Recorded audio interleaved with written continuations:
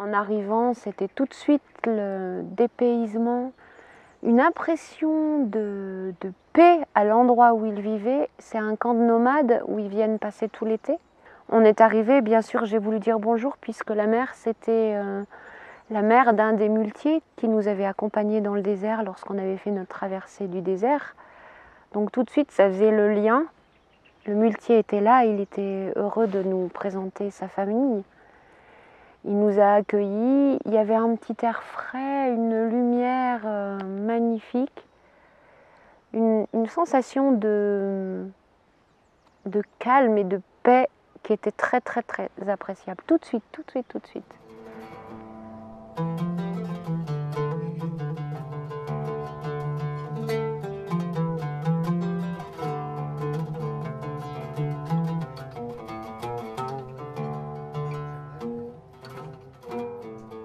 Alors on a commencé par faire la zourki. Oui, c'était un peu difficile physiquement. Et puis après on a fait le mungun. Et là, pour moi ça a été un peu plus difficile. Mais on a vécu une expérience fantastique. La première fois de ma vie que je vis un orage en montagne. Chose que j'ai jamais vécue. Et pour finir, tout s'est bien passé. Et oui, physiquement, c'était aussi, ça demandait quand même de l'effort. Oui, c'est vrai, c'est vrai. Mais avec une grande joie quand on est arrivé au sommet, vraiment beaucoup d'émotions.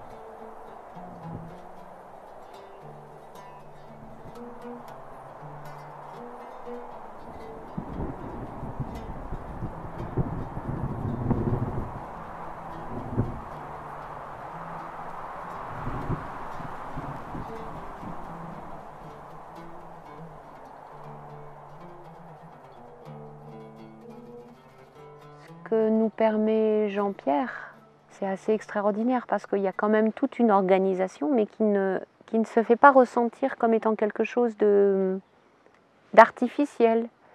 On a l'impression d'aller un peu à l'aventure, mais il y a toujours un campement avec une nourriture saine, avec un lieu pour dormir. Il y a une marge d'imprévu par le fait des rencontres, mais il y a une structure qui est là et qui permet de vivre l'aventure de façon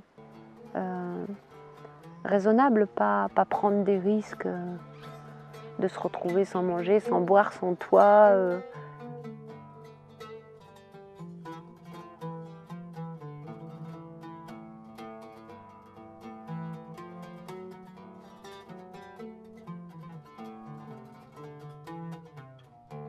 C'est la deuxième année que je viens dans le Haut-Atlas et je retrouve de beaux paysages et ouais, vraiment un paysage idyllique. Je me laisse toucher par cette région du Maroc. Mais aussi je suis touchée par la gentillesse des gens, la disponibilité, leur ouverture. Et tout ça, ça m'aide aussi à sortir un peu du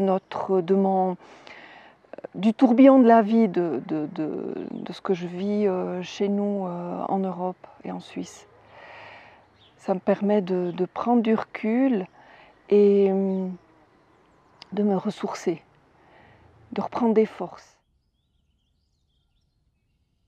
Tu traverses un village, il y a quelqu'un qui arrive avec un plateau de thé et qui te propose d'échanger un thé. Tu rencontres un enfant, tout de suite c'est des sourires. Là, il y a une spontanéité du cœur qui parle et c'est très fort. C'est ça que je viens chercher.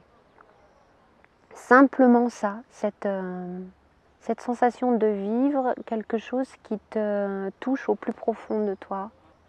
Et c'est pas la première fois que je viens au Maroc, ça fait au moins 15 fois.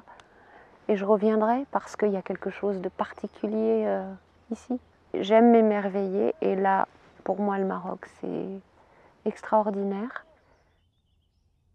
Chaque fois que je reviens à Ouarzazate, chaque fois que je reviens à Dardaïf, c'est un peu chez moi.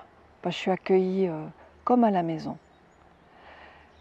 Et je reviens toutes les années parce que c'est ici un lieu un de mes lieux de ressourcement, où je peux retrouver des visages maintenant connus et avec lesquels je peux partager des choses en profondeur, en vérité, sans peur. Et c'est beau, et ça me ressource.